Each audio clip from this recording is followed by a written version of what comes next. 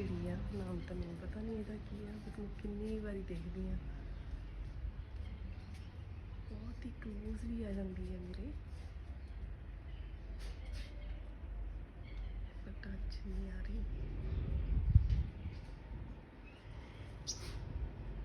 चलिए, पिछलियां गर्मियों के विच पंछियों के लिए लाए सीगे घर, 2 लाए सी, एक ये लाया सीगा।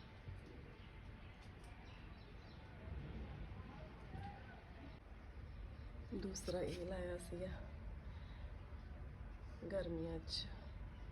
एक अद्धी बारी मैं देखा, 1-2 बारी मतलब कि चिड़ियाँ इहदे ते बैठियां, पर पाया नहीं थे इन्होंने घर। दरख्त वाले ते तो नहीं देखा कभी। हुण ये रफ जे हो गए, चेंज करांगे, लक्कड़ वाले लाने की कोशिश, देखांगे, कोशिश करांगे भी लक्कड़ दे लाइए।